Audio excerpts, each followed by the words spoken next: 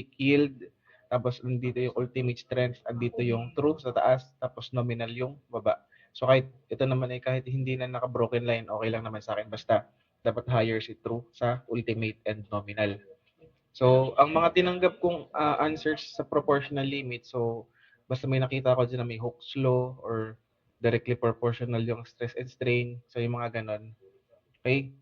So, for elastic limit, so tinanggap ko kahit ang sinabi nyo dun is makakabalik or hindi yung material sa original shape and dimension because ando naman nga siya sa yun nga naman yung ibig sabihin ng elastic limit. Pag before mo ma-reach yun, babalik pa. Pero pag naka-exceed ka na, so hindi na makakabalik. So yun yung literal na definition ng elastic limit. Kaya okay lang. Tapos, yield point. So, basta may materials yielding or plasticity, yung nakakompute yung yielding stress, so okay lang. Tapos, ultimate stress, ang tinanggap ko dyan is basta may highest stress ako nakita, so okay na yan. Yun lang naman yung talagang ibig sabihin to. So, nominal, yung based sa tinuro ko sa inyo, ito yung pag hinila mo tapos naputol, ang computation nyo laging based dun sa nominal shape and dimension. Tapos pag yung true, so always based, pag naputol, based dun sa actual or yung true. So may mga nagsulat dun, mga actual rupture strength, mga ganon. So okay lang yun kasi hindi naman masyadong mag-affect yung wordings. Basta tama yung definition dun sa explanation na part, no? So ang ginawa naming pointing system for this is dito sa graph or dito sa diagram natin. So, each point dito is 2 points each. So, pag nakuha nyo itong lahat, so 12 points. Tapos each explanation naman is tig 3 points naman. So, basta may nakita naman akong keyword na tama naman dun sa explanation nyo, kahit hindi kompleto, tinatamaan ko na. So, 3 points na kagad yun. Tapos, ayan. So, ayun, marami namang nakataas dito sa stress strain diagram. Kaso ang problema, dun sa mga solving, no? Dun tayo nahirapan.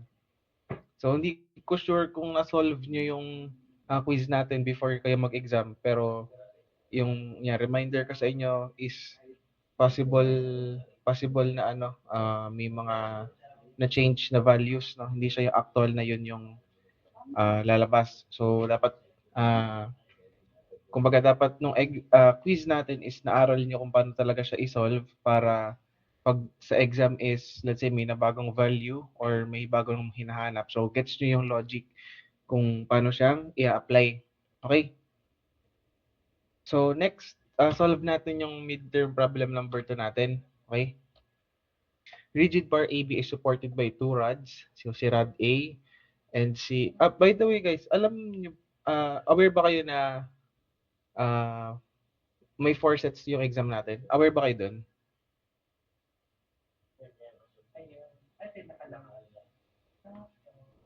Hindi. So, 4 sets yung exam natin. May mga numbers doon na let's say for number 1. Tulad na lang sa number 1, so may set tayo na 2 feet yung rod A, tas 3 feet yung rod B. So, yung set B natin is 3 feet naman yung rod A, 2 feet yung rod B. Tas yung set C and set D, ito naman yung pinagpalit, no? So, kaya sabi ko is dapat gets nyo kung paano siyang sinosolve kasi pag pinagbali-baligtad yung mga givens or anything, so alam niyo pa din siya kung paano i-solve. So, itong mga ipapresent ko sa inyo or isa-solve ko sa inyo is lahat based ito sa set A ng exam natin, okay? So, for the set B, pag napabalik sa inyo yung test papers natin, so makikita niyo yung set B, C, D. So, i-explain ko na lang sa next week kung paano malalaman ko anong set yun, ano. So, para pag bumalik, edi kung ano yung question, try nyo i-pattern dito yung solution ko. Sa solution ko para, ayan, masolve nyo siya. So, pero for D1, lahat ito is for set A, ano. So, consider muna natin yung first question na ito, 2 feet long and 0.4 inch squared yung rod A, tapos rod B is ito, 3 feet and 0.2 inch squared. Tapos ang pinapahanap sa atin, ano yung distance from point A na mag-a-act dapat si point P or si force P para horizontal pa din yung ano, yung bar. Kumbaga, let's say naglagay ako ng load dito, naglagay ako ng load diyan. So, saan ko dapat sa area na to ilalagay yung load para maging uniform yung elongation nitong dalawa na to. Kasi para maging horizontal yan, dapat yung elongation niyan is equal. So, yung i-elongate nitong rod A, dapat yun din yung i-elongate ng rod B. So, para hindi siya magkaka-angle. So, yun yung pinakaunang statement natin, no? Dapat yung elongation ni rod A is equal to elongation ni rod B. Tapos, consider natin yung equation natin na elongation is equal to PLAE. So, PLAE A is equal to PLAE B. Tapos notice na ang sabi sa problem is same material. Kung same yan ng material, so yung modulus of elasticity natin, makakancel na yan on both sides kasi nga equal naman. Kaya wala siyang subscript kung mapapansin nyo. Kasi nga, same lang naman na material yan. So, regardless kung parehas aluminum yan, or parehas stainless steel, so ano yun, regardless. Okay? Tapos, ayun yan, i-cancels out. Tapos, i-substitute natin yung values natin. So, ayan. Lahat ng values for rod A sa length and sa area. Tapos sa rod B, length and area din. So ito, 2 over 0.4, 4 over sorry, ito is 3. Sorry. 3 dapat ito. 3 over 0.2. Ayan. So ito yung magiging working formula natin. Tapos, based dito sa relation na to, makakakuha tayo ng equation 1. So, alam naman natin, ang pwede nating isa pang kunin is laging yung summation of forces in equilibrium. Okay? So kung magsa-summation tayo dyan, kung si force P ay tutulak pababa, ang ginagawa ng A at B ay hinihigit siya pataas, di ba? So sila yung magre-resist ng downward force ni point P or ni force P. So summation of forces natin, P is equal to PA plus PB. So kung ano yung ibinababa nito, yun yung inaangat nitong dalawa. Tapos gamitin natin ngayon yung equation 1, ipasok natin sa equation 2, palitan natin itong force A na ito. So, ito na yung magiging working equation natin. Itong PB is equal to P over 4. Okay? Tapos, ayan. Mag-moment tayo at point A. So, pag nag-moment tayo from point A, is 0 na yung values natin sa point A. Tapos, meron na tayong point P. So, lang natin dito. So, yung force times distance, so P times X. Tapos force times distance ulit dito sa padalawang point natin which is point B. So, point B times 10 kasi 10 feet long yung bar natin. So, using this equation, pwede ko nang i-substitute yung nakuha nating equation 3, ipasok ko dito. So, P times X is equal to P over 4 kasi equal daw siya sa PB times 10. So, P over 4 times 10. Tapos, cancel P on both sides, cancel yung P. X is equal to 10 over 4 or 2.5 feet. So, yun yung solution dito. So, ang pagkakatanda ko for set B, ito naman yung hinahanap, yung kabila, no? So from ano naman yung distance from point B na dapat position ni point B para horizontal pa din. So kung sa set B yung napatapat sa iyo, so dapat 7.5 yung answer mo dito. So magmo-moment ka naman from point B. Although pwede mo pa rin naman tong kunin kung ganito pa rin siya isa-solve, pero dapat na-gets mo yung question na from point B yung question kasi ito is from point A kasi nag-moment ka from point A. So anyways, so yun yung solution natin for problem number 2. So pag nakuha nyo ito is 5 points. So proceed tayo for problem number 3. The 100 feet long tank shown in the figure is fabricated from a 1/8 inch steel plate. Calculate the total increase in the circumference and length of the vessel caused by internal pressure of 300 psi. So ang ibig sabihin dito, kung mapapansin nyo is yung tank natin is a long tank, hindi siya yung simple na cylindrical tank lang. So, ang problem na to is about thin walls. So, thin-walled siya. So, yan, kasi 1/8 inch or 0.125 inch yung thickness niya. And ang pinapakuha sa atin is yung longitudinal increase sa length and yung circumferential increase naman sa circumference niya. So to get yung total increase na yun, so kukunin muna natin dapat yung uh, stress in the longitudinal and stress in the circumferential. So yun yung una natin gagawin. For longitudinal stress, take note guys na dito sa long tank na ito, meron tayo ditong, kung mapapansin nyo, pag tiningnan nyo to, itong hugis na to, so rectangle yan, di ba? Rectangle. Tapos pag tiningnan nyo dito sa left and right side niya, semicircle yan or half circle. So meaning, para natin makuha yung cross-sectional area nito, so meron akong kalahating circle dito, meron akong kalahating circle dito, i-consider ko na lang siya na isang buong circle. Ano?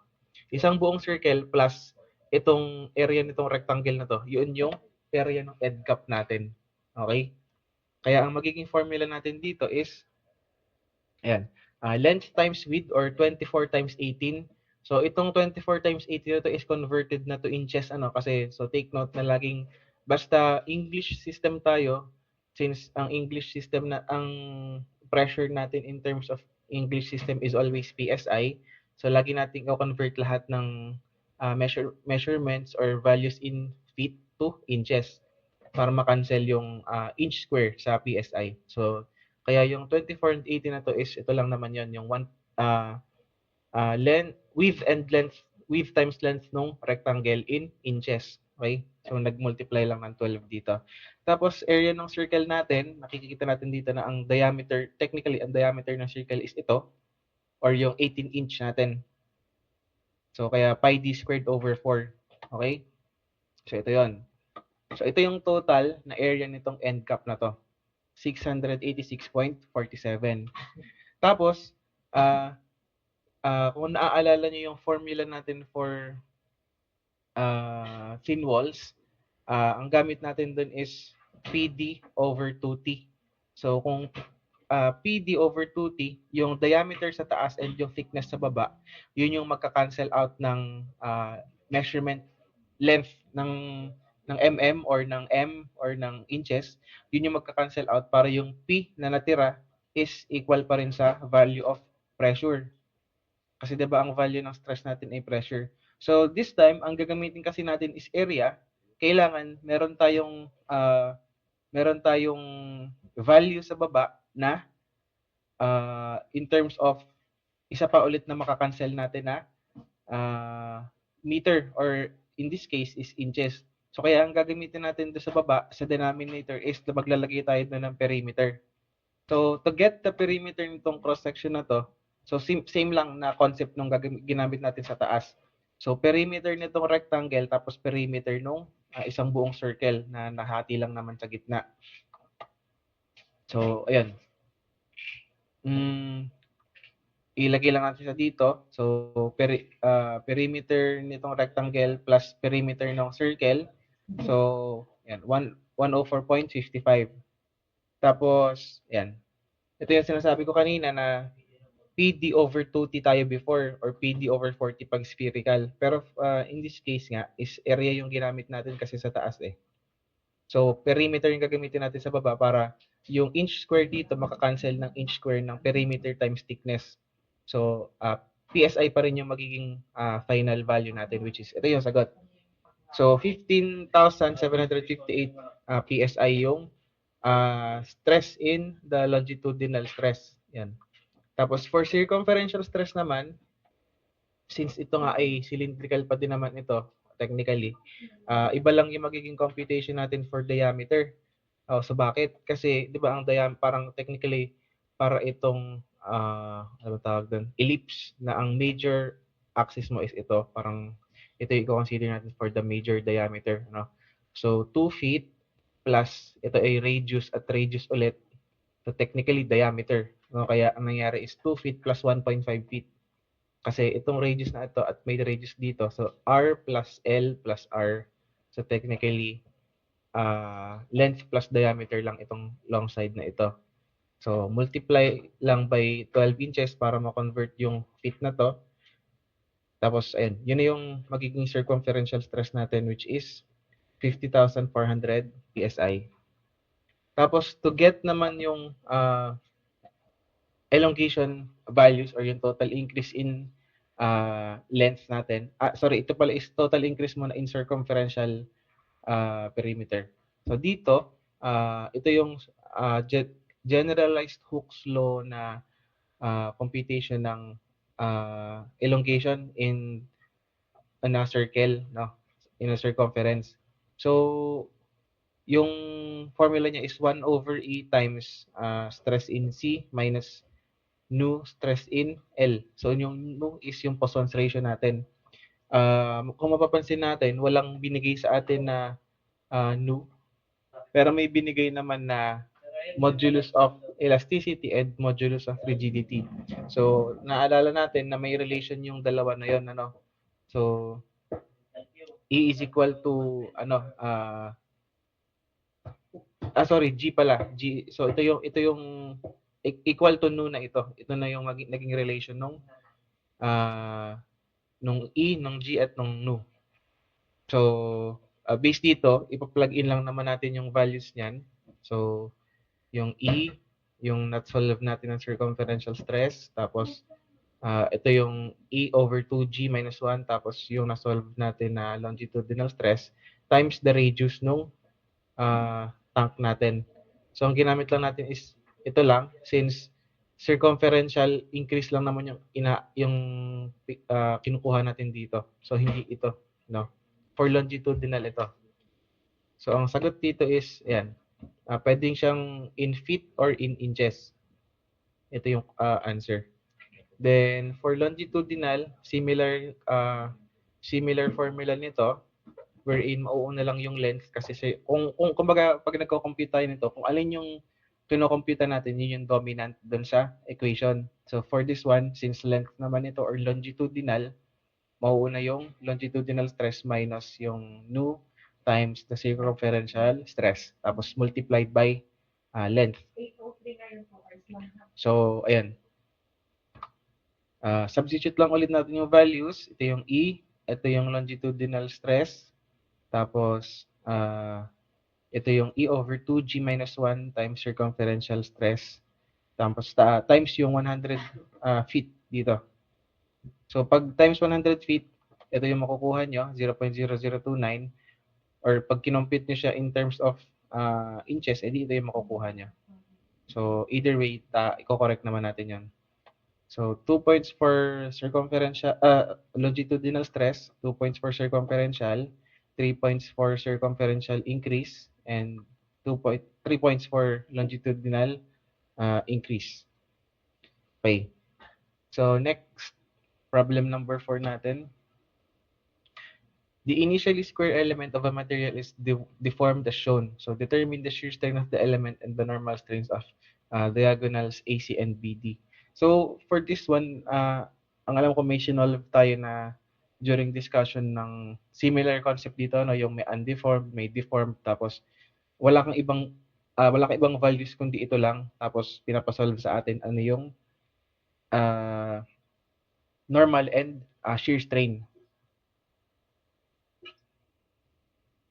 So recall natin, no, ang formula natin for normal strain is the strain is defined as the elongation divided by the original length, no? Tapos yung shear strain natin is yung tawag dito. Ang strain natin is yung pwede siyang maging delta nitong dalawa. So explain ko mamaya kung bakit. So solve muna natin yung normal strain sa diagonal AC. So dito. Ano yung naging total increase niya dito? So simple lang naman siya kasi yun nga, elongation divided by original length. So para makuha yung elongation is ito 2.015 minus yung original na 2 tapos divided by the original na 2, ito yung makukuha natin. 0.0075 or 7.5 times 10 raised to negative 3. Same lang naman kay BD. So, ang sabi kasi, initially square. So, kung mapapansin nyo, kung square ito, so dito sa vertical side na to is 2 mm pa din yan. 2 mm pa rin yung original yan. And since nag-decrease siya, so kaya tama lang naman na magiging negative yung sagot mo kasi nag-decrease yung from 2.0 naging 1.995 na lang siya. Okay? So, ito yung deformed part minus yung original length. So, yun yung elongation.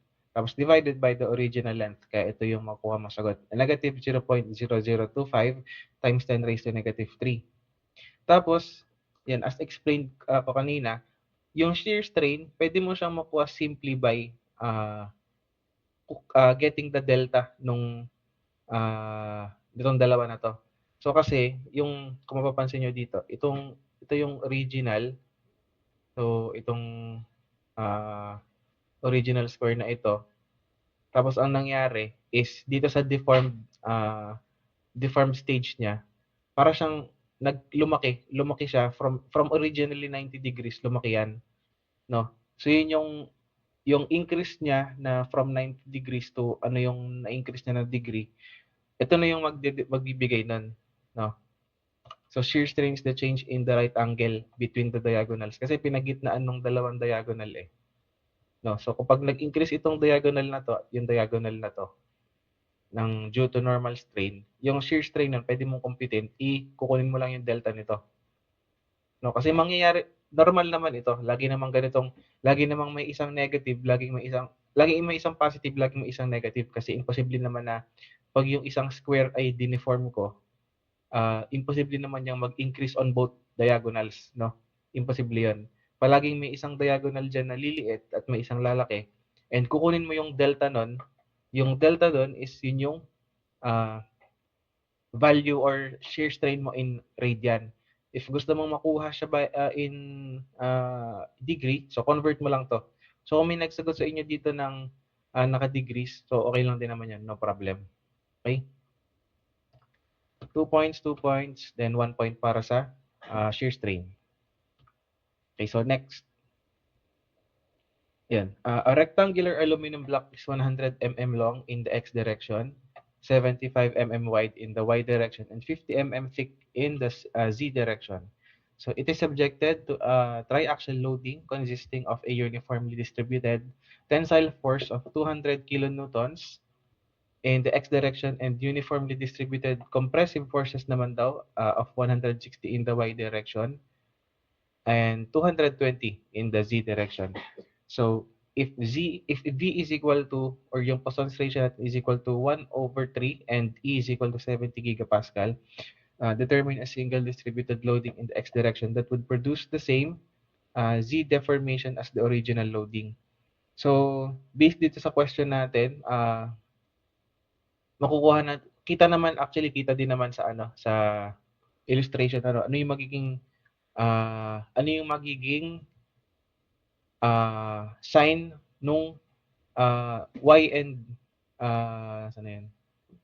Y and z natin, no? So yung y natin is papasok or compressive, so similar with z. Tapos yung x lang yung tensile or yung palabas. So meaning if ginamit natin sila sa computation natin for the normal strain in E, in normal strain in X, normal strain in Y, normal strain in Z. So yung stresses na gagamitin natin is magko-correspond dun sa compression or tension nila na stated dito. Okay? Tapos yung question natin, ang sabi dito, determine a single distributed loading in the x direction that would produce the same z deformation as the original loading. So, ang ibig sabihin dito, kung ito yung hinihingi sa atin, kailangan kunin natin yung ano muna yung sa x na when related to z is yun yung same dun sa original na loading, which is ito. Okay, so paano natin magagawa yun? So first, consider natin din siya na triaxial loading, naka-state naman sa problem. Tapos, isolve natin yung E of x natin or yung normal strain natin in the x direction. So, based din sa formulas natin before sa triaxial loading in x ng normal strain in x. Ito yun. 1 over E times stress in x minus nu times the quantity stress in y plus stress in z. So, input lang natin yung values natin dito. Okay? So, 1 over E, ito yung 1 over E. Tapos, yung stress in X, stress in Y, stress in Z. So, kompleto naman actually yung values natin. Ano? So, ang stress, formula natin for stress is yung, tawag dito, formula for stress is yung 220 natin is galing dito sa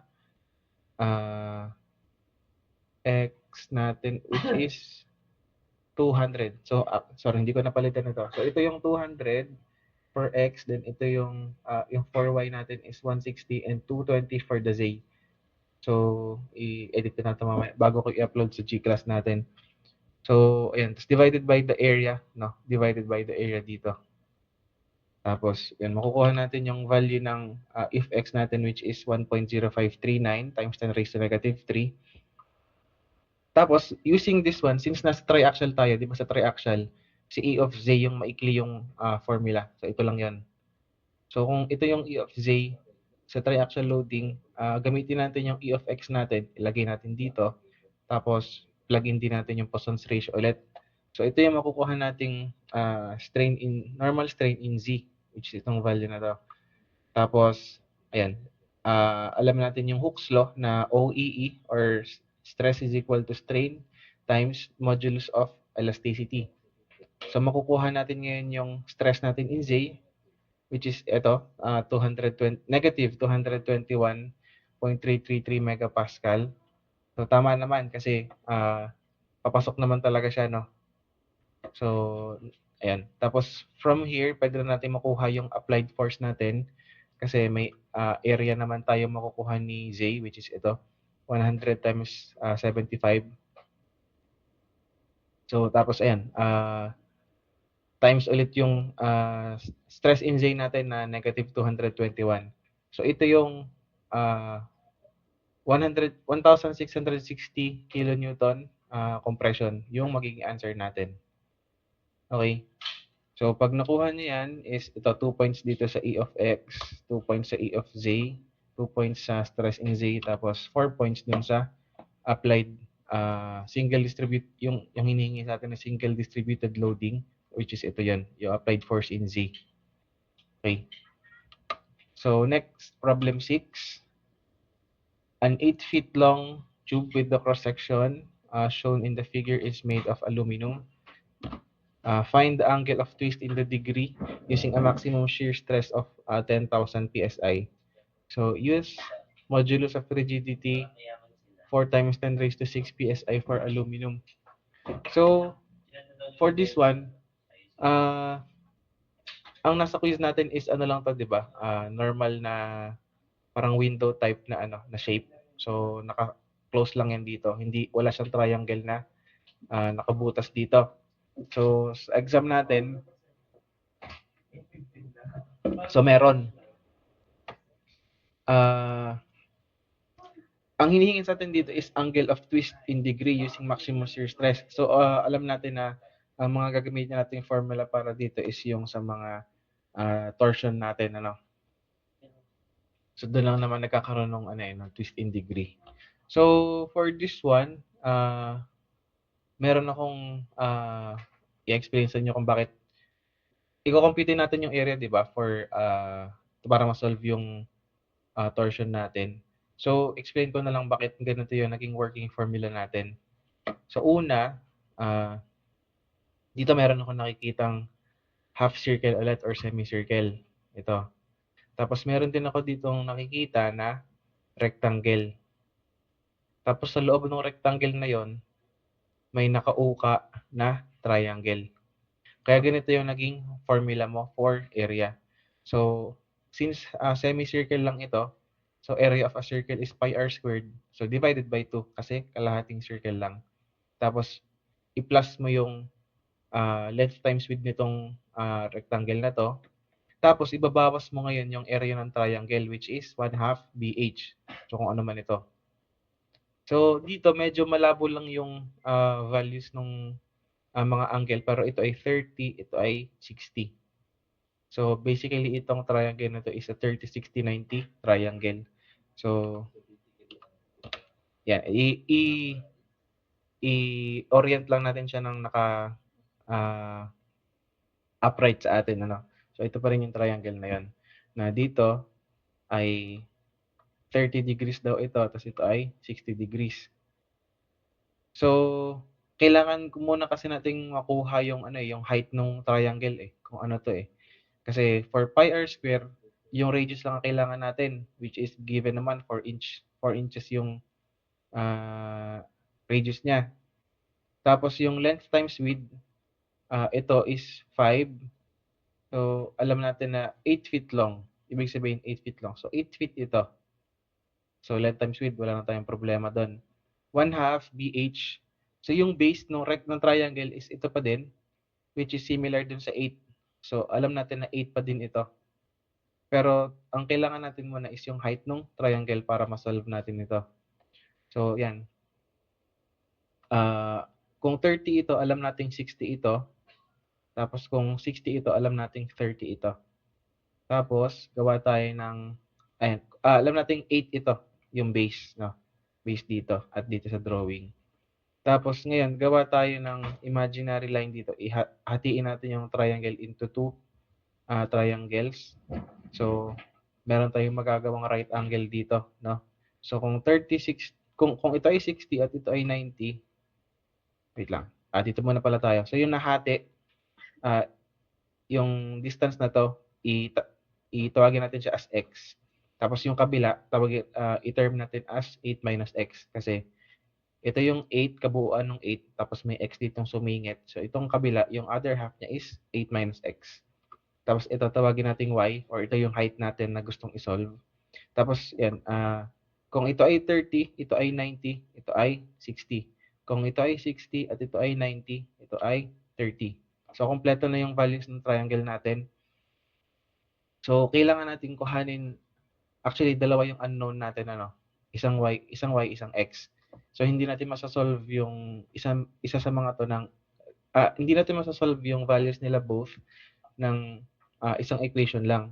Pero, yun, alam naman natin sa triangles is ang pinaka popular na method para ma-solve yan, lalo na kung alam mo naman yung angles nung triangle is either sine law or cosine law. So for this one, ang ginamit ko is sine law. So nag-sine law muna ako sa small triangle na to. So kasi for this triangle, dito sa bigger triangle, dalawa kaagad yung unknown ko Isang magagamit yung x at y. So similar naman dito sa kabila. Dalawa na din yung unknown ko. So kailangan ko lang makapag-sine law sa triangle na to at sa triangle na to para magagamit ko yung two equations to unknown na concept natin. So, sige, start tayo dito sa smaller triangle.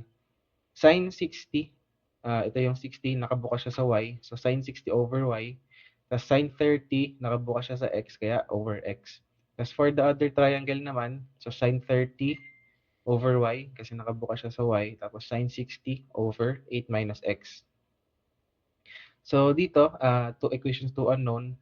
Kayo na yung bahala mag-simplify. Pwede nyong i-isolate yung y dito sa equation na to, tapos ipasok nyo dito para magiging in terms of x na rin itong y na to. So, once in terms of x na ito, yung equation nyo is isa na lang yung unknown, pwedeng shift solve or simplify nyo na lang din. So, makukuha nyo sa y natin is 2 square root of 3, which is yun yung height ng triangle natin. Okay, so ito na yun. Nakuha na natin yung height. 2 square root of 3. So, with this, masasolve na natin yung area nung nitong cross-sectional area nitong uneven or irregular shape natin na tube na to. So, pi r square over 2 plus 8 times 5. Tapos, times 1 over 2 times 8 times 2, 2 times square root of 3. So, base times height. So, ito yung total area natin in inch square. In square inch pala. Tapos after that, itong formula na to guys is for maximum shear stress. Ano? ito yung formula for maximum shear stress. Originally is naka-isolate yung shear stress dito. Tapos T over 280. Okay? Uh, yun yung original na equation nito. So, for this one, yan, since nga kailangan natin dito is yung torque, so in-isolate lang natin yung torque dito. So, yan, may given tayo kasi na shear stress, tapos may na-solve tayo na area, and may given naman tayo na thickness nitong side na to, which is 0.04.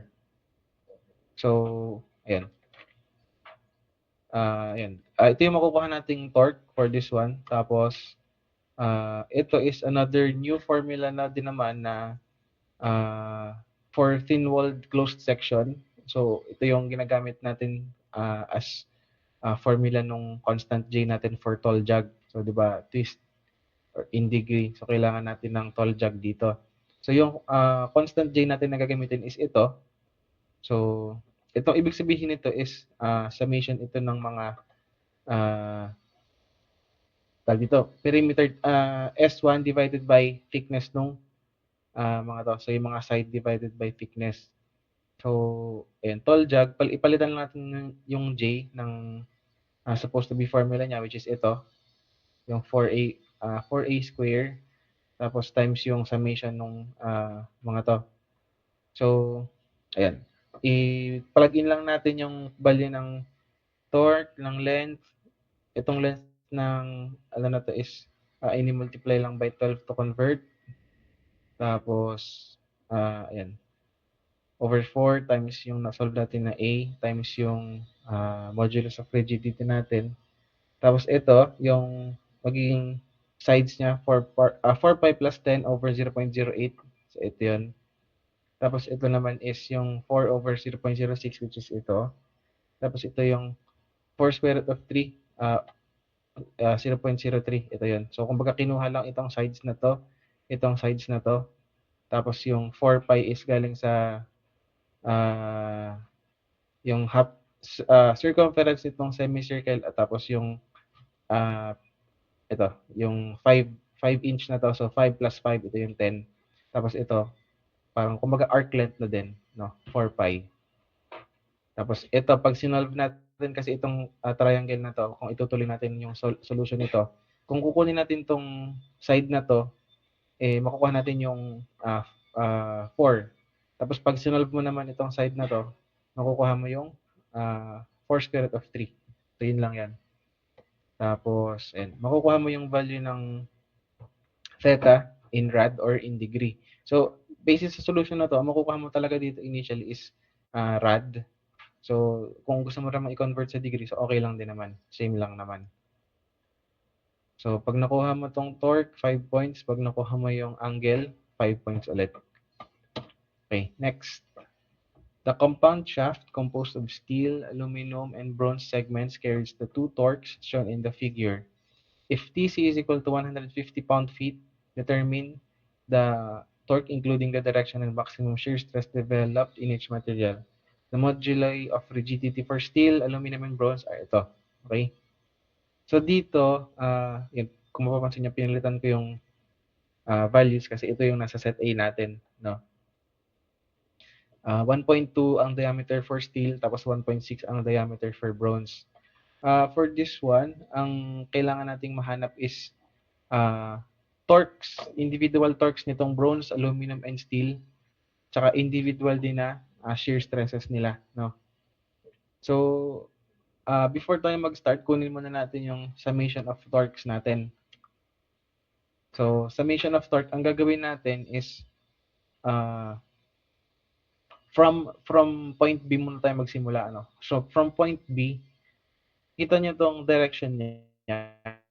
So, ang direction is papunta sa clockwise direction. Yung reactive na point B, magiging ano yan, opposite direction, which is in counterclockwise.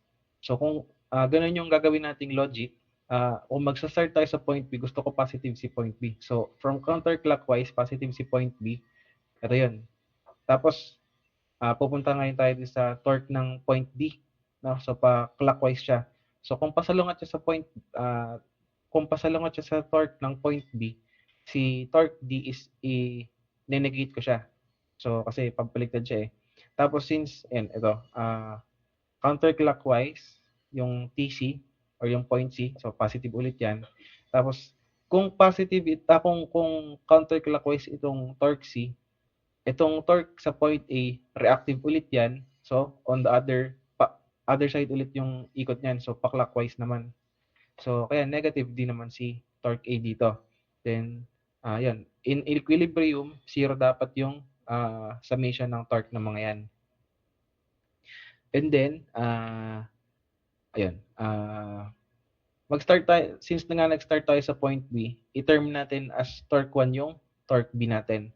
Tapos, yung torque 2, yun natin is torque ng aluminum. Sabi natin, magkasalungat ito eh, di ba? Magkasalungat yung bronze at yung aluminum. So, kung magkasalungat yan, yung 500 na given dito, 500 pound-foot na given dito is ima-minus ko dun sa torque natin sa bronze. Okay? Tapos dito naman sa T3, so hanggang steel na, from point B hanggang steel, so dumaan tayo from bronze, dumaan tayo ng aluminum na bumawas tayo ng 500 pound-foot. Pero dito sa torque C natin, so ito is same direction na ulit ni bronze.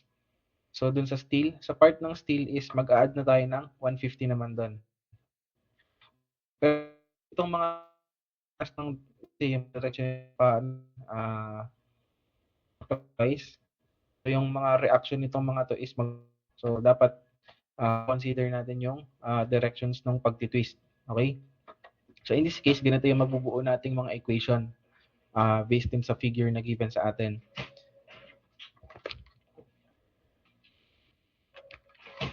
Tapos ang sunod naman natin is yung compatibility equation natin. So ito yung compatibility equation natin. Dapat yung twist from B to point A is dapat yung summation nun is 0 pa din. So ibig sabihin per rod dito is kukunin natin yung twisting angle nila, which is yung tall jug yung gagamitin natin. Ayan. So dito sa bronze na part, ito yung bronze na part, no. So sabi natin nag-start tayo sa point B, kaya yung bronze yung magiging torque 1 natin. So yung torque 1, ito yon, TB. So tall L. So times 3 divided by d squared, yung isinimplify na natin dito, ini-factor out na natin yung 32 over pi. So, pag finactor out mo yan, divide both sides by 32 over pi, wala na din. So, magzi-zero out pa rin siya kasi 0 divided by ito. So, ang ginamit na lang natin is d squared d raised to 4 times g na lang. So, ayan, ang diameter ng bronze natin is 1.6, so raised to 4, times yung modulus of rigidity natin na, so, kung mapapansin nyo is base values na lang din yung ginamit natin, ano. So, kasi pwede nating i-factor out lahat nitong 1 over 10 raised to 6 na ito. Tapos, i-divide natin both sides or i-multiply natin both sides by 10 raised to 6. 0 naman to. So, wala din yun. Makakancel lang din yun. Kaya base values na lang yung ginamit natin dito. Tapos yung for aluminum, so ito na yung aluminum natin, which is torque 2. Torque B minus 500 yung torque 2 natin, tapos times 4 feet divided by yung shaft diameter niya, which is 2, so raised to 4 times 4 na galing dito sa modulus of rigidity. Tapos yung torque 3 natin, yan sa steel.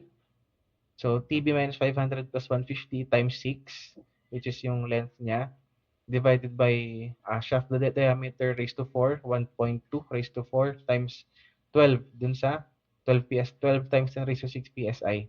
That's equal to 0. So since itong equation na to is isa lang naman yung unknown niyan, so shift solve or by algebraic simplification, makukuha niyo yung value ng torque B natin, which is 304.39 pound-foot. And in equilibrium, ito yon, di ba? Yung summation natin ng torque. So, may nasolve na akong torque B, may given ako na torque D, which is 500 pound-feet. Meron akong given na torque C, makukuha ko yung value ng torque A. So, ito lang yan. Ay, sinubstitute lang natin yung values 304, ito yung torque B, ito yung torque D, ito yung torque C. So, makukuha natin ang value ni torque A, which is 45.61 pound-foot. So, okay na. Kailangan na lang natin i-list down yung mga torques natin. So, ayan. Torque ng bronze, sabi nga natin, dito tayo nag-start. Ito yung point B natin. Ito yung torque 1. So, ang torque ng bronze natin is, as is, yung torque B, 304.39 pound-feet. Torque 2, ito yung for aluminum. Ang sabi natin, torque B minus 500. So, ito yun. Negative 195.61 pound-foot yung for aluminum natin. Then yung torque natin sa steel, so torque B minus 500 plus 150, ito yun, 45.61. Or yung torque A natin, ito, yan. Tapos, ayan, gagamitin natin yung shear stress is equal to 16T over pi d cube na formula natin for torsion. Makukuha natin yung shear stress nila individually. So, 16 times torque ng B, ito, divided by pi times 1.2 raised to 3. So, pi d cube. Tapos, yan, ito yan. 4541.7 PSI. Nag-multiply tayo ng 12 kasi naka-pound foot tayo dito. So, to convert lang yung foot to, para maging, ang torque natin dito is in pound inch. Okay? Tapos, ayan. For aluminum naman, yan. Inalista natin yung negative sign dito. So, pero kung meron man or wala, kumbaga hindi na natin nilagay kasi nilagay naman natin yung direction niya, no? So, yung mga negative lang naman natin is nagde-denote lang siya ng direction. So, kung inilagay na natin yung clockwise direction dito, so no need na for negation. So, kaya hindi natin isinama dito. Pi d cube, 2 inch yung shaft diameter. Tapos for steel, 1.6 yung shaft. Sorry, ay nagkabaligtad. Pero tama yung values niyan. Nagkabaligtad lang ako ng 1.2 at 1.6. Yan. So dito, pag nakuha niyo itong mga torque, tig to 2 points. Then pag nakuha niyo yung shear stresses, tig to 3 points naman yan. So actually dito nga is 2 points itong main value tapos plus 1 point dun sa direction. Pero kung let's say ito naka-positive, ito naka-negative, ito naka-positive. So pwede naman natin i-treat as yun na yung direction, which is okay lang. Kung na-solve nyo ito. Yan. So, yun yung para sa problem 7 natin. So, sa problem 8, ito na yung last problem natin. The steel rod is stress-free before the actual loads P1, which is 180 kilonewtons, and P2, which is 125 kilonewtons, are applied to the rod. So, assuming that the walls are rigid, calculate the actual force in each segment after the loads are applied. So, use E is equal to 200 gigapascal. So, ito yung may naiwan. Ito yung ano natin, diagram natin for this problem. So, hindi lang ako napalitan dito. Wait lang.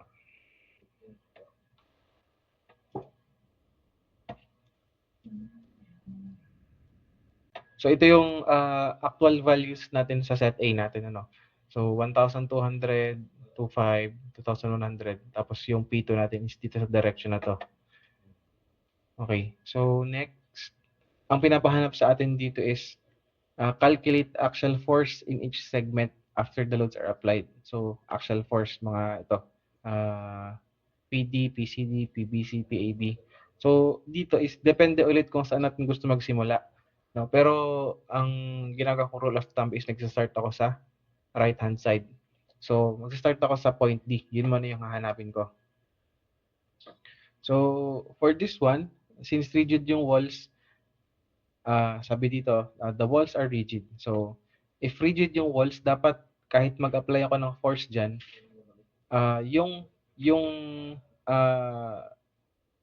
summation ng elongation is magiging equal to 0. Kasi ang mangyari, kung humaba man yan, ang mangyayari niyan is magsasag lang. So hindi siya dapat hindi siya mag-e-exceed dito sa boundary na 'to. So kaya inequate natin to 0 yung total elongation ng tatlong rods na 'to. Tapos with this, isa-isahin natin yung values na kailangan natin ma-solve. So, ayan, i-breakdown lang natin to into PLAE, ano. So yung CD, ang ginamit natin na force or applied force, actual force for CD is yung PD. So inassume natin dito na si PD is tensile. So papunta sa right. So yung mga papunta sa left, yun yung mga compressive. So assume natin na tensile yung force dito sa D. So since nag-start nga tayo sa D, so dito sa segment CD, yun din kung ano yung actual force natin for PD, yun na yung sa CD. Tapos dito sa BC, so length BC over ABC, tapos yung E. Naka-plus yung P2 natin kasi tensile din siya no? Same direction. Papunta dito yung D, so papunta rin dito yung P2, so kaya additive siya dito. Doon naman sa segment AB natin, so naka-negative yung P1 kasi siya yung compressive, siya yung sa pasalungat. So PD minus P1 plus P2 since same direction pa rin naman times yan L length in AB at saka yung area in AB. So ito namang length and area given naman dito yan sa taas, no, sa respective nila na mga segments. Tapos yung E natin ulit, dito hindi na ulit yan magagamit kasi pwede kong i-factor out dyan 1 over E. Tapos multiply both sides by E, mawawala yung E dito, masizero yung 1 over E dito. So effectively maka-cancel out pa rin siya. Tapos ayan, with this formula input natin yung mga values na meron tayo. So LC, yung length natin in CD is 350 mm. Area natin sa CD is 2,100 mm square. And length natin sa base is 250. Area natin sa base is 2,500. Tapos yung P2 natin is given naman, no? P2 125 kilonewtons. Tapos dito, ito yung P1 which is 180 kilonewtons, P2 na 125. Length in AB na 500, tapos area in AB na 1,200. So ito is isa ulit na equation, one unknown. So pwede natin makuha yung value ng PD which is 15.2439 kilonewtons. So ibig sabihin yung tensile force na papunta dito is yun yung positive 15.24. Tapos ang gusto natin gusto natin makuha yung actual force in each segment, no? So actual force sa CD, sa BC at sa AB. Ngayon, alam natin na yung actual force natin sa CD, ito na din yung actual force natin sa PD. So, equal lang yan. So, 15.2439 kilonewton. Positive to, kaya tensile. Tapos, for BC naman, ito yung computation natin for BC, di ba? PD plus P2. So, 15.24 plus 125, 140.2439. Tensile ulit since positive. Tapos yung for for PAB, so PD plus P2 minus P1, ayan, 15 minus 125 minus 180. Ito yung compressive, tama pa din na compressive siya. So negative 39.7561 kilonewtons. Okay, so yun yung mga solutions natin for dito sa midterm natin. So itong mga to is for yan, na-mention ko kanina, for set A itong lahat. Tapos pag na-receive niyo yung test papers niyo, makikita niyo naman doon na may mga iba, may mga numbers na iba yung values, iba yung tinatanong. So kumbaga i-try niyo lang siyang i-solve based dito sa flow nitong solution ko, no. So before tayo mag-start ng next topic natin, 15 minutes break muna tayo na. Balik tayo ng 8:55.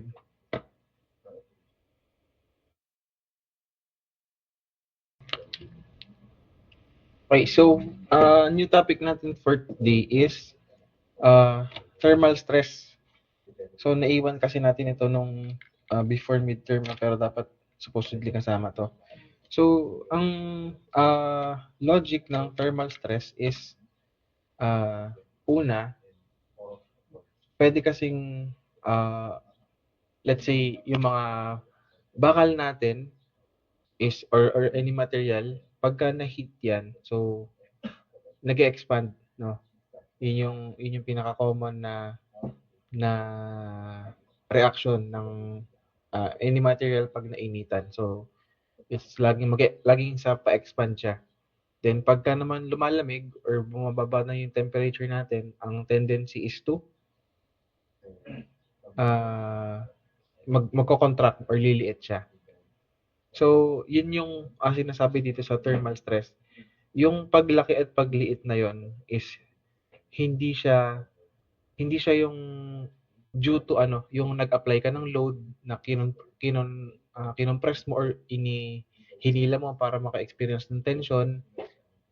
So hindi yun yung tinutukoy na change in dimension dito. So ang magiging change in dimension natin dito is due to the change in temperature. So tulad dito sa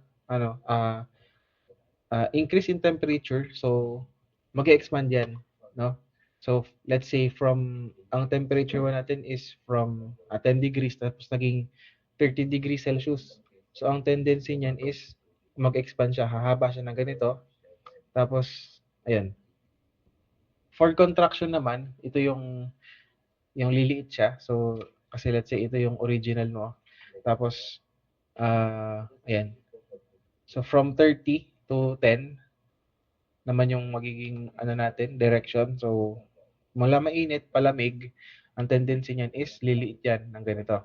No? So, yun yung thermal stress natin. So, paano ba natin ma-define yung thermal stress natin? Sasabi natin, ang strain natin is the elongation divided by the total length. Pero, yung elongation natin dito is due to due to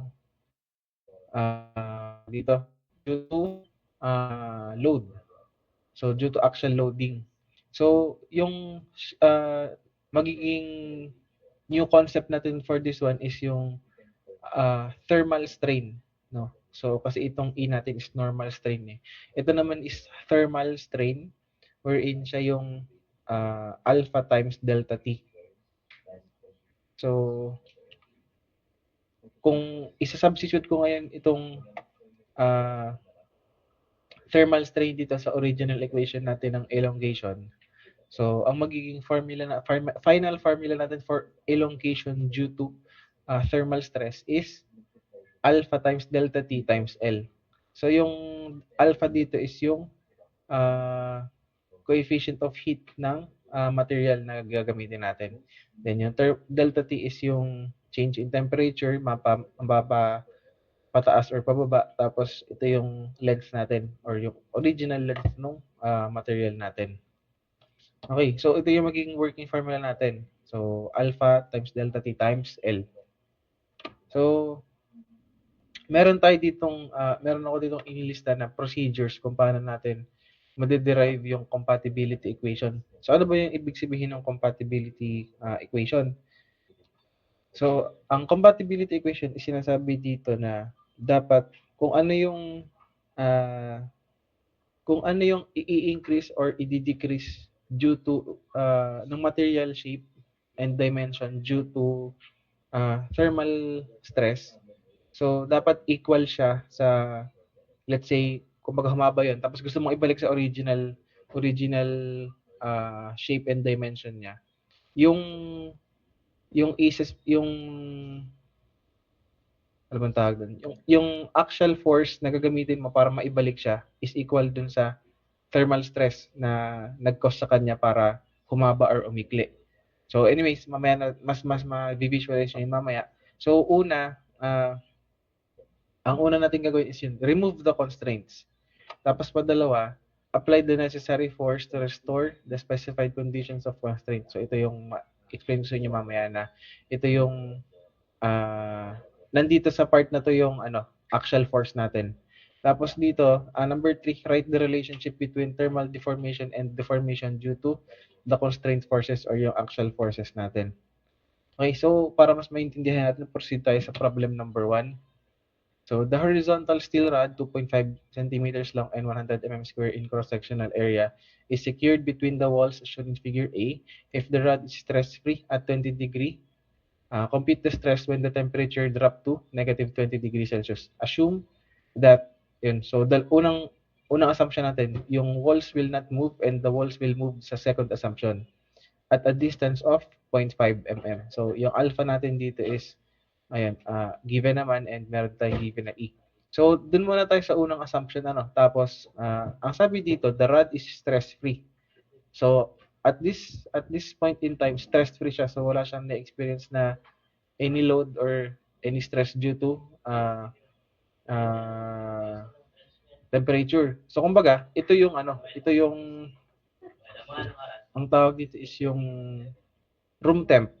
Kasi room temp naman ito. So at room temp, ito siya, wala siyang na-experience na stress. Pero ang gustong mangyari dito, ibababa natin yung temperature down to negative 20 from positive 20. Okay. So ito, kung ibababa natin yan, liliit yan, di ba? So ito yung wall kanina.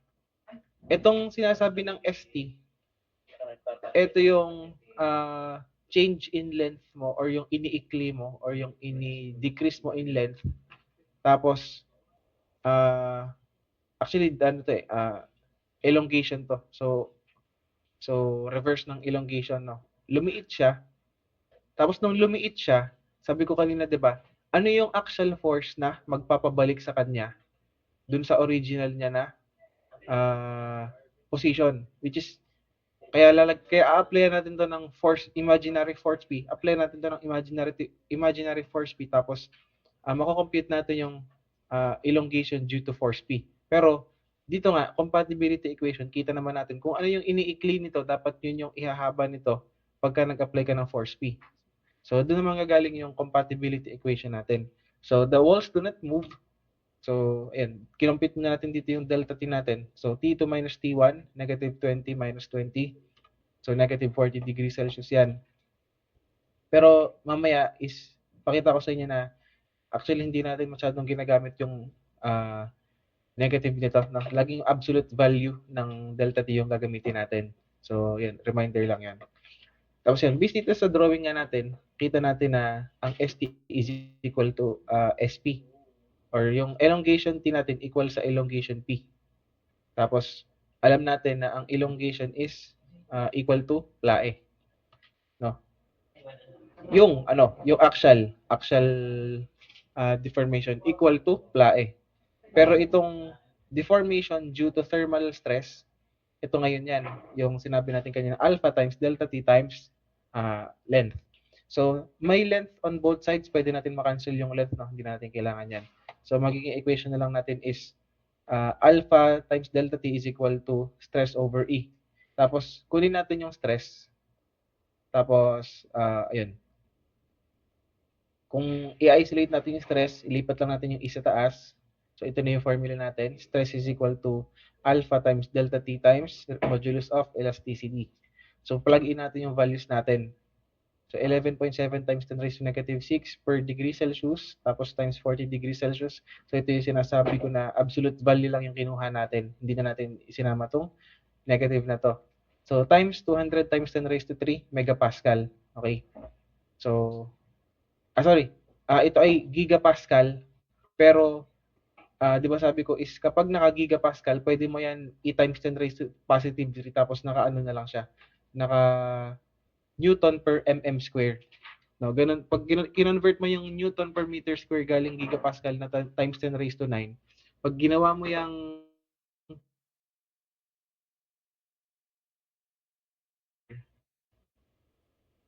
10 raised to 3 na lang yan. Okay? So, next. Makukuha natin yung value ng stress natin, which is 93.6 megapascal. Ayan. Tapos, okay. So, yun yung hinihingi. Yung compute the stress when the temperatures drop. So, ito na yun. Nakuha na natin siya. Tapos, padalawa, ang second condition is, what if the walls will not move naman daw? The walls will move pala. So, sorry, ng 0.5 mm. So ang sinasabi dito is kumbaga itong wall na to is lalapit pa ng 5 mm papasok. So siyempre sadya namang papasok lang yung gagawin natin kasi compression naman ito eh. So hindi kumbaga hindi yan talaga yung wall hindi yan move pa right kasi compression na nga eh. So hindi siya kumbaga since compression niya is papasok yung ating movement. So dito, ayan, ito pa rin yung original wall natin.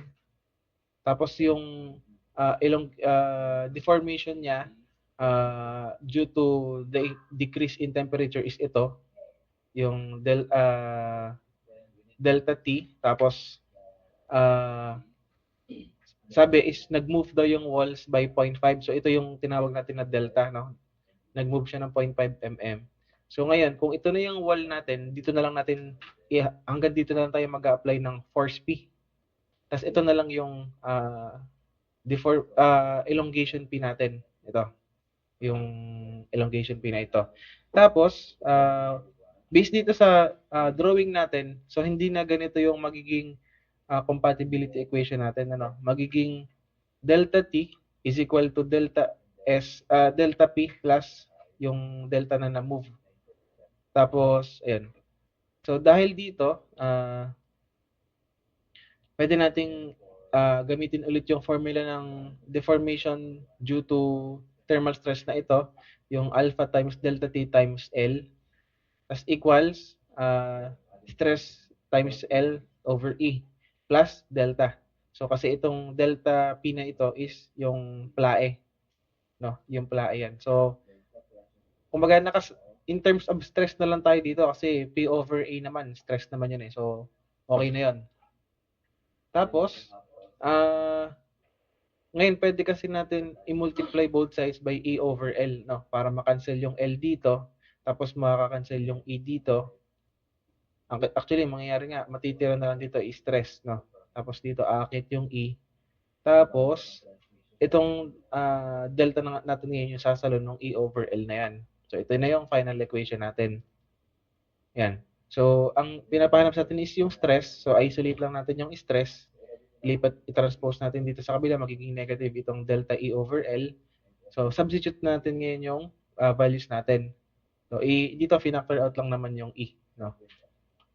So substitute yung values, 200 times 10 raised to 3 megapascal times na quantity, yung alpha natin na 11.7 times 10 raised to negative 6 times 40 degrees Celsius, absolute value yung ginamit ulit natin.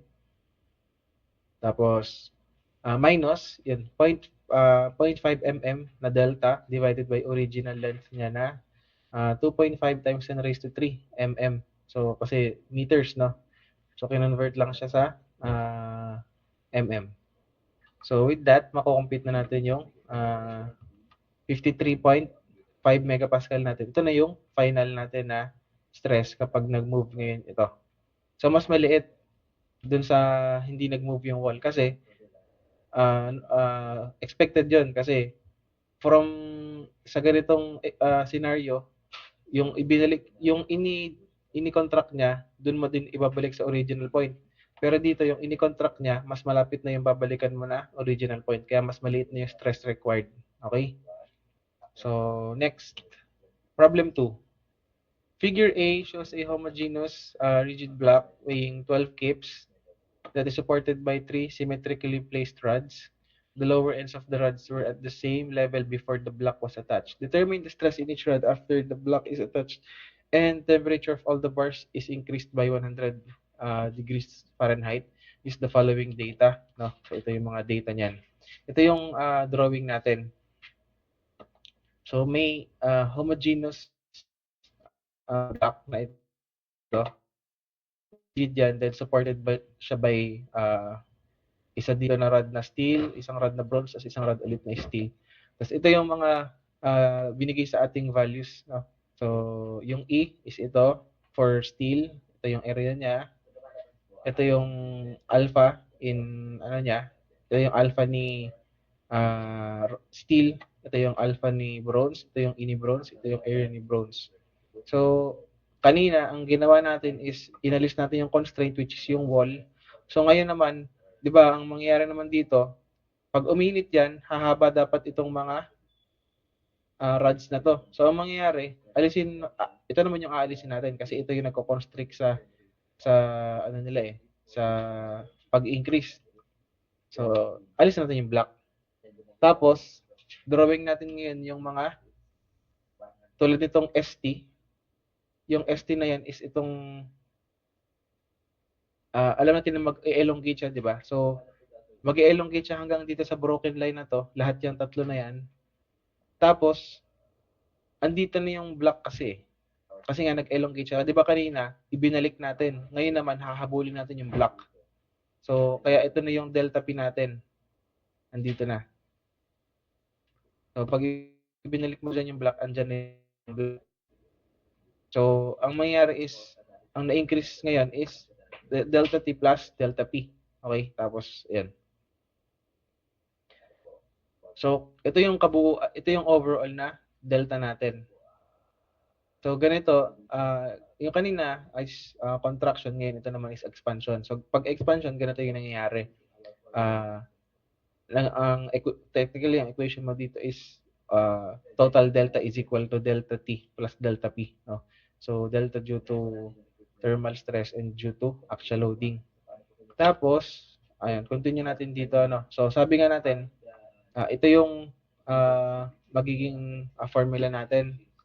May mali lang dito na notation. So, delta dapat ito, hindi alpha. So, ang naging compatibility equation natin is yung i-increase dapat ni steel, yun din dapat yung i-increase ni bronze. Okay? So, kaya ganito. So, deformation, kasi di ba ito yung total delta.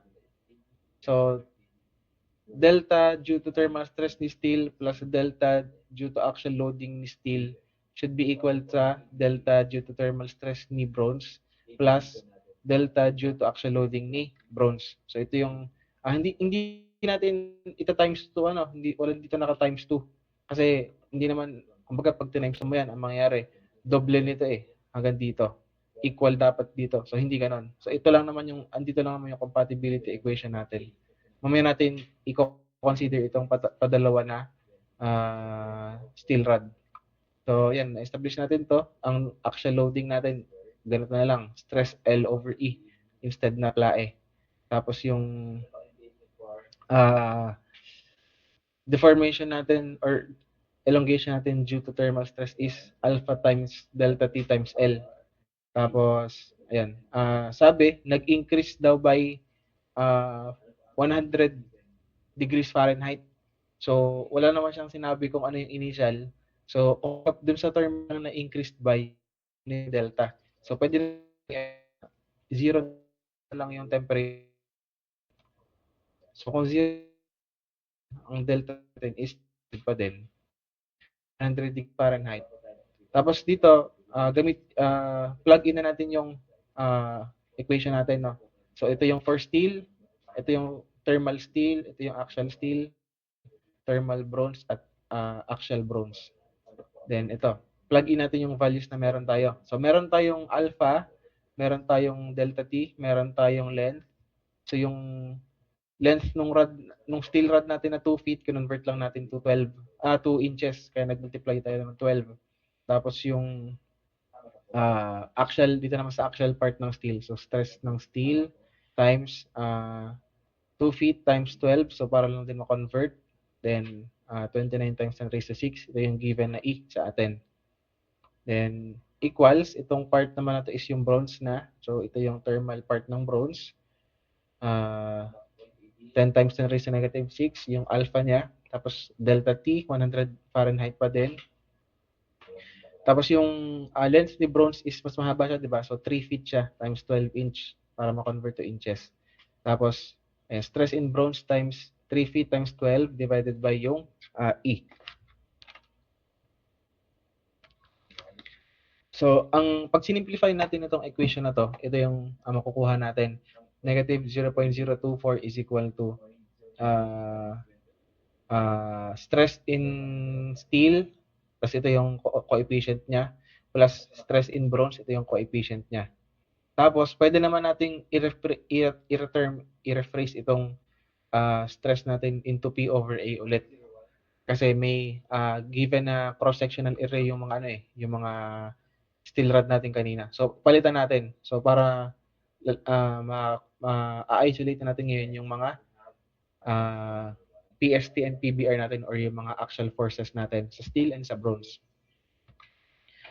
Yan. Tapos dito, ini-factor out lang itong, inig-multiply both sides lang by the coefficient nitong bronze para, yan, ito yung equation 1 natin.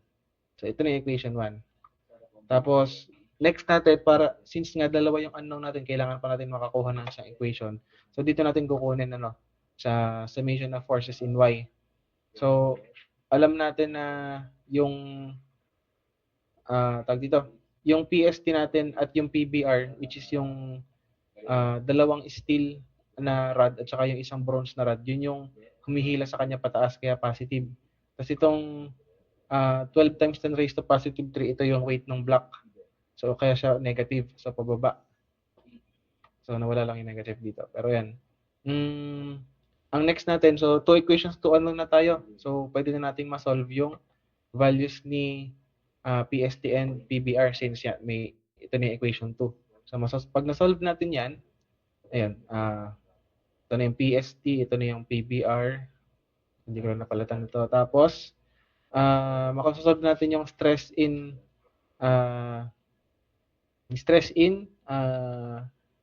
steel at saka stress in bronze. So, ito na yan. Yung solved na PST natin, which is 87.764 pounds divided by cross-sectional area na given, which is 0.75 inch square.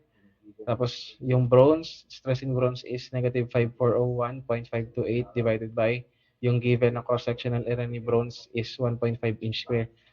Tapos, yan. Ito na yung magiging final values natin. So, itong KSI, ang big sabihin lang naman yan is yung kilo PSI. No? Kilo PSI lang yan.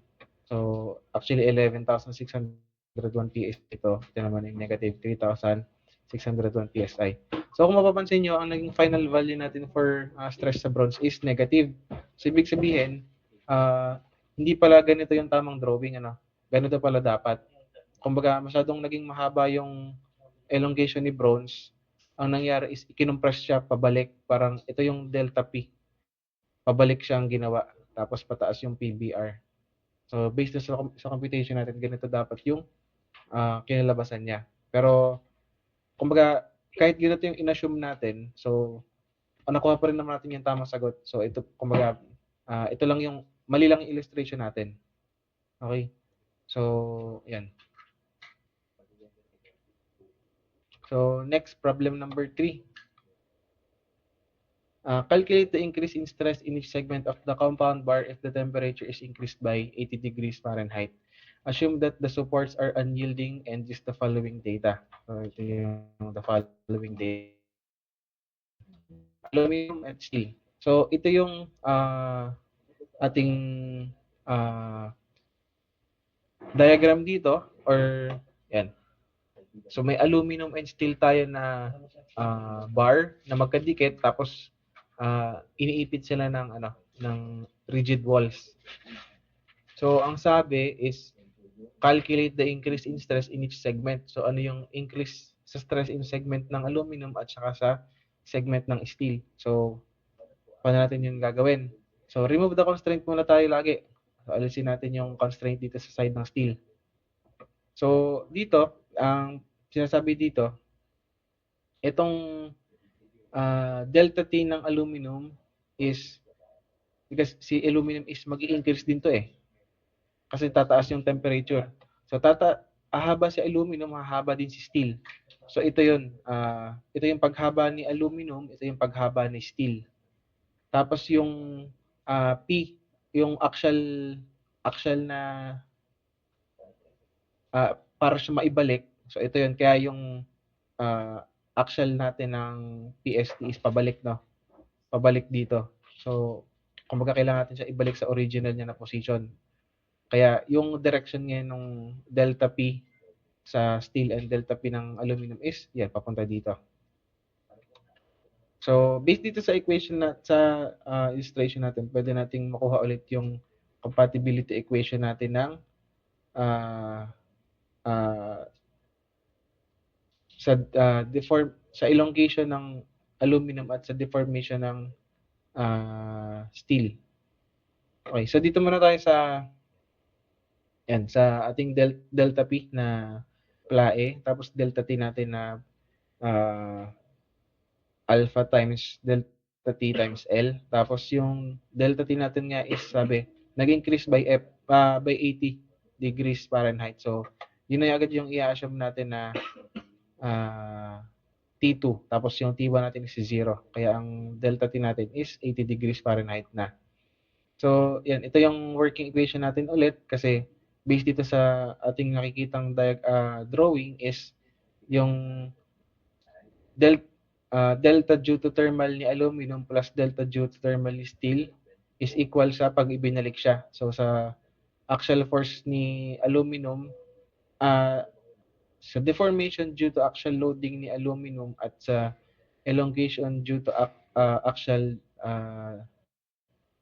loading ni steel. So, palitan lang natin sila ng mga formulas na to, no? So, yan. Tapos, substitute natin yung values na meron tayo ngayon. So, which is may given naman tayo na alpha ni aluminum. May given tayo na alpha ni steel. So, ito yan. Tapos, yung na-compute natin na delta T and yung mga original length niya, plug in lang dito. Original length ng aluminum is 10. Original uh, length ng steel is naman. So, andito yung hinahanap na compute the so times 10 length tapos divided by yung given na area niya is 1.5 inch square tapos times yung modulus of elasticity. So same concept din sa kabila. Ito naman is for steel. So ang length ng steel is 15 inches tapos cross-sectional area ni steel is 2 inch square tapos times yung modulus of elasticity niya na 29 times 10 raised to 6 psi. So dito ito na yung magiging equation 1 natin, no. So pag sinimplify kasi itong mga to, ito yung magiging equation. Tapos, gusto natin is magiging 1 yung coefficient ni PST dito. Kaya dinivide natin both sides by yung coefficient ng PST para ito na yung equation 1 natin. Malinis yung PST. So, ang next equation natin saan natin kukunin? So, kumbaga yung axial force para mo mapabalik itong dalawang ito, kumbaga P na din naman yon. So kung ano tong axial force na ito para mapabalik yung dalawa, equal na yan. So PAL is equal to PST. So yun na yung P. So kung ganon, pwede ko nang palitan ng P at P ito. So one equation, ano na lang ito, makukuha ko yung value ng P, which is ito, 19,496 PSI. Tapos, multiply ko lang na 1,000 para maging KSI lang siya. So yun yung naging increase in stress. Ito yung hinahanap na increase in stress dun sa question. So, yun. Ito lang yung pahapyaw for thermal stress para lang mahabol natin. Tapos, upload ko na lang ito sa G-class natin. May mga ayusin lang akong correction. Tapos, yung score nyo sa midterm, i-send ko na lang ng naka-excel sa class GC, ano, para alam din ng mga wala dito yung scores nila. So, yun. Yun lang. Kung wala naman na kayong may mga tanong ba kayo? Kung wala naman is, yan, pwede na nating i-end yung klase natin. Thank you.